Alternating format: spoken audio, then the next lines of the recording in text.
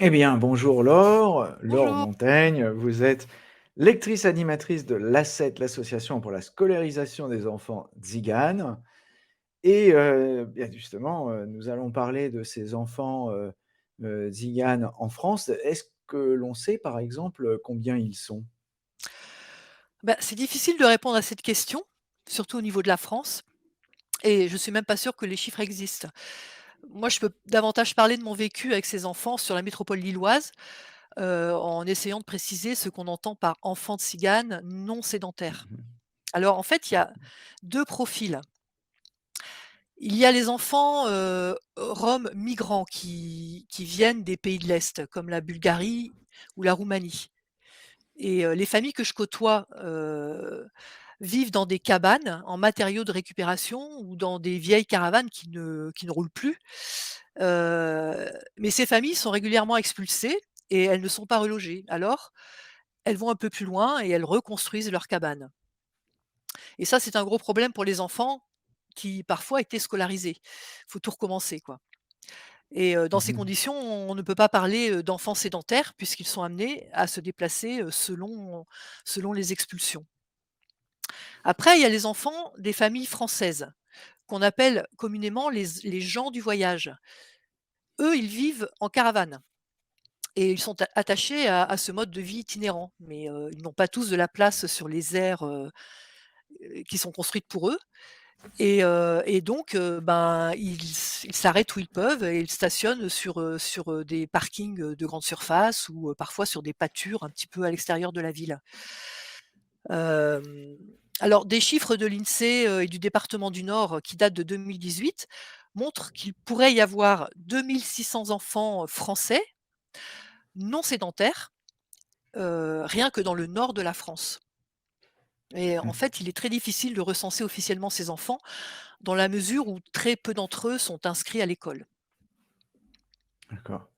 Et est-ce que ces enfants apprennent à lire? Bah, l'accès à la lecture dépend de leur scolarisation.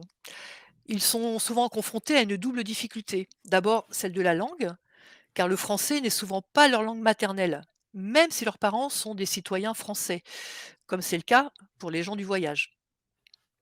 La deuxième difficulté, elle est liée à leur mode de vie non sédentaire, justement. Parce que lorsque l'on se déplace souvent, que ce soit de façon volontaire ou involontaire, eh bien, il est difficile pour les enfants de suivre une scolarité harmonieuse et continue. Pourtant, lorsqu'ils sont scolarisés, alors soit dans des classes mobiles qui se déplacent justement sur les terrains, les parkings, les pâtures, ou auprès des cabanes, eh bien, i ou alors, dans des écoles en dur aussi, ce qu'ils appellent les écoles en dur, hein, nos écoles quoi. Mmh. Ou alors certains, une petite minorité ont recours à l'enseignement à distance avec le CNED. Eh bien, avec tous ces moyens-là, bah, ces enfants, ils arrivent à apprendre à lire. D'accord. Et quelle est, selon vous, la raison pour laquelle, il faut apprendre et c'est important d'apprendre, la lecture, à ces enfants tziganes et qu'ils aient accès à cette lecture? Mmh. Bah, je pense qu'il est important que ces enfants aient accès à la lecture pour être autonomes dans des situations simples de la vie courante. Se repérer, avoir accès à des informations. Parce que dans un monde où l'écrit est partout, savoir lire, ça facilite la vie. Et pendant Mmh. longtemps, ces familles pouvaient se présenter directement au guichet de la poste, de la CAF ou dans une école pour obtenir des explications oralement. Mais aujourd'hui, c'est plus difficile, hein. Il faut souvent passer par internet pour obtenir des informations ou pour effectuer des démarches en ligne. Et puis lire, c'est aussi développer son imaginaire, rêver, s'évader. C'est aussi permettre de réfléchir, de penser par soi-même, de se faire sa propre opinion et de devenir un citoyen à part entière. Et j'estime que ça, n'importe quel enfant y a droit. En fait, lire, ça ouvre des horizons, c'est être libre. Eh bien, merci Laure et merci pour